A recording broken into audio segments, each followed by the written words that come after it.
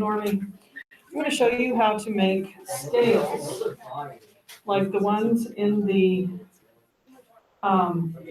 video by gourmet papier-mâché out of paper. So he's using scales that look like this, and he lines them up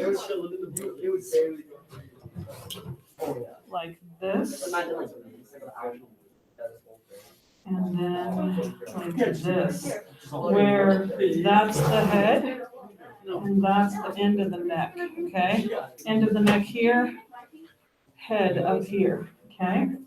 So to get these little scales, we have to start with a little square of paper. And I didn't measure these, but they're like somewhere between 2.5 and 3 inches.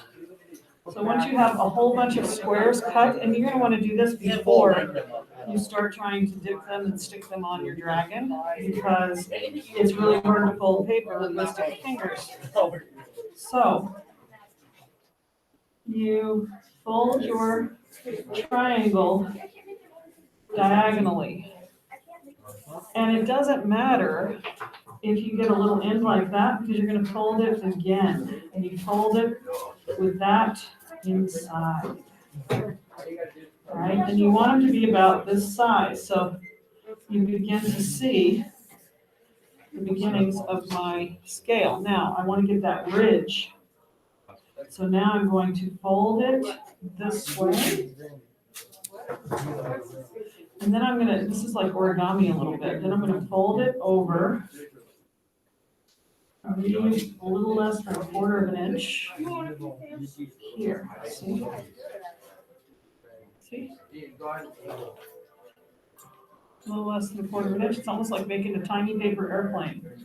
Then I'm gonna turn it this way and fold this one down the same way. All right, and so then I end up with this, it looks like a paper airplane or a little bird. And then I'm gonna do that, oh, I don't know, probably 100 times.